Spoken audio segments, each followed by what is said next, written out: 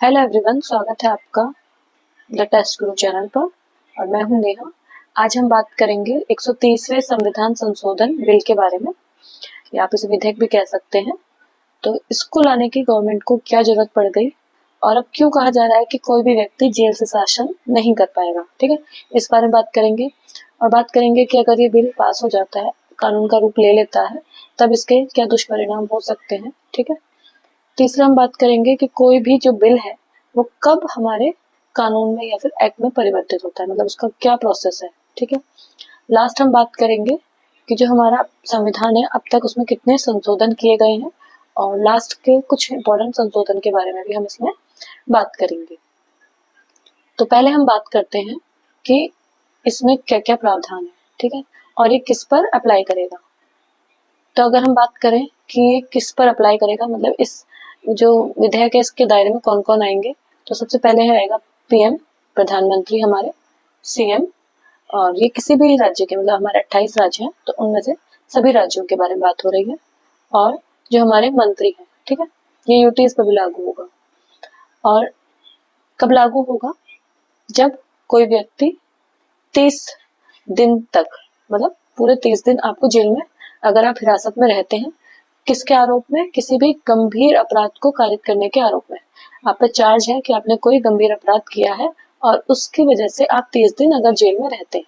अब गंभीर अपराध, अगर कोई हमसे पूछे कि भाई गंभीर अपराध कौन से हैं, तो ऐसे अपराध जिसमें 5 साल या 5 साल से अधिक की पनिशमेंट का प्रावधान है। ठीक है, अगर ऐसा किसी भी कोई ऑफेंस है उसमें 5 साल या 5 साल से अधिक का कारावास का प्रावधान है और उसका आप पे आरोप है और उसके लिए आप 30 दिन जेल में रहे हैं, तो आपके साथ क्या होगा।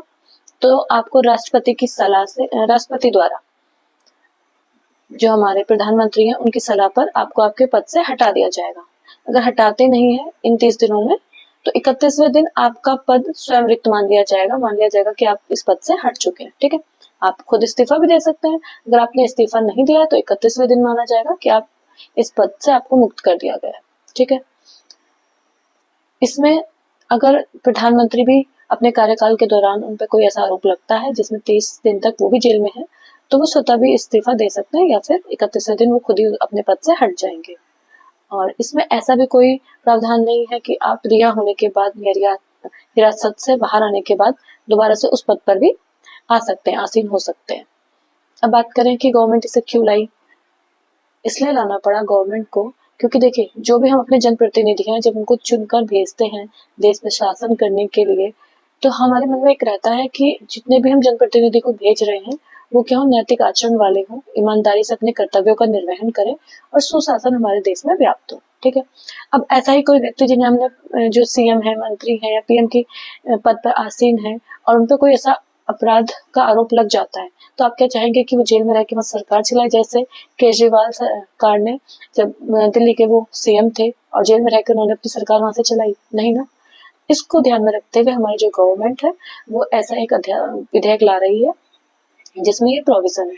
ठीक है, अब बात करते हैं कि जो हमारा कॉन्स्टिट्यूशन है उसके किस किस आर्टिकल पे इस पे इफेक्ट पड़ेगा।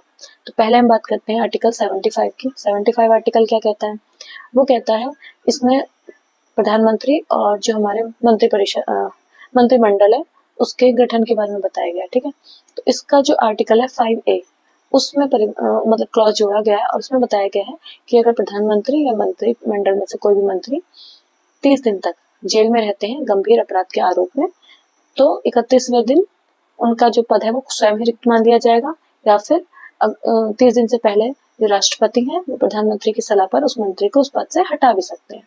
ठीक है, और अगर वो रिहा हो जाते हैं, वापस आ जाते हैं, तो दोबारा से उनको उसके पद पर आसीन कर दिया जाएगा। ना करने जैसा ऐसा कोई प्रोविजन अभी इसमें नहीं जोड़ा गया है।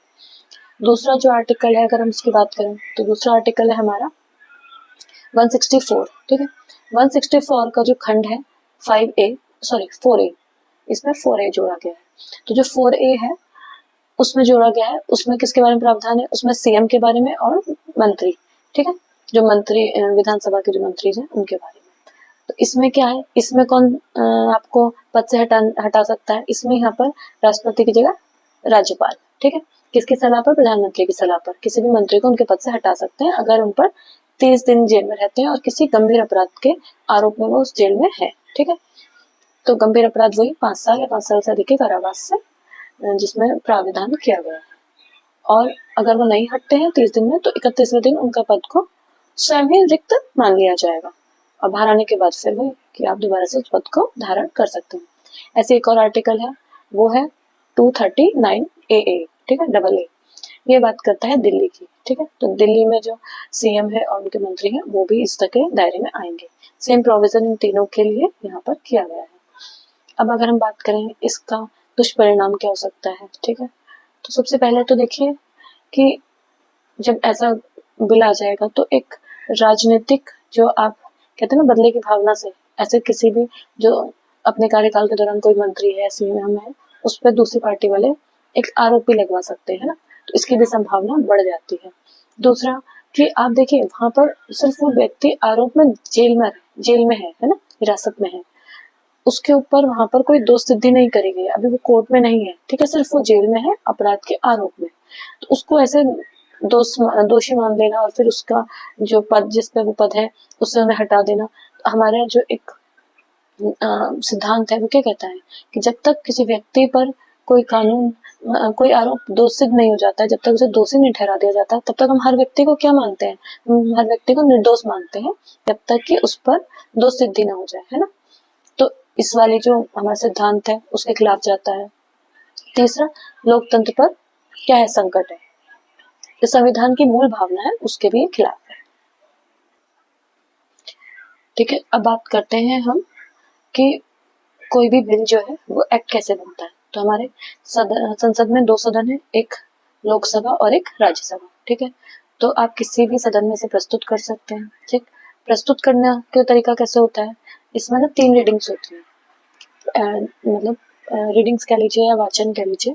तो प्रथम वाचन में क्या होता है, जो भी आप विधेयक है उसका शीर्षक और उद्देश्य के बारे में बताते हैं, ठीक है। उसमें कोई आप उस टाइम चर्चा नहीं होती है, कोई मतदान नहीं होता है। दूसरा जो वाचन होता है उसमें उस पर चर्चा होती है, संशोधन अगर किया जा सकता है तो वो होता है और विस्तृत चर्चा होती है। तीसरे वाचन में उस पर मतदान किया जाता है, ठीक है। जब सारा प्रोसेस हो जाता है तो इसमें अच्छा अगर लोकसभा में हमने ये काम करा तो लोकसभा में जब पास हो गया फिर यही प्रोसेस पूरा राज्यसभा में दोहराया जाएगा। राज्यसभा में ये सब होने के बाद जब दोनों सदनों से बिल पास हो जाता है फिर कहाँ जाता है, फिर जाएगा ये हमारे राष्ट्रपति के पास उनकी सहमति के लिए। कोई अगर आर्टिकल बताना चाहेगा तो नीचे टाइप कर सकता है। तो आर्टिकल है ये हमारा 111, ठीक है। इसमें राष्ट्रपति की सहमति दी जाती है। जब इनकी कंसेंट मिल जाती है तब ये क्या है, कोई भी बिल एक्ट में कन्वर्ट हो जाता है। तो राष्ट्रपति के पास भी यहाँ पर उनके पास 3 पावर है, या तो वो क्या कर सकते हैं उसे मंजूरी दे सकते हैं, ठीक है, उन्होंने सहमति दे दी तो वो बिल मतलब कानून बन गया, या फिर क्या हो सकता है कि वो उसे वापस भेज सकते हैं। तीसरा, कुछ समय के लिए अपने पास रोक सकते हैं, ठीक है।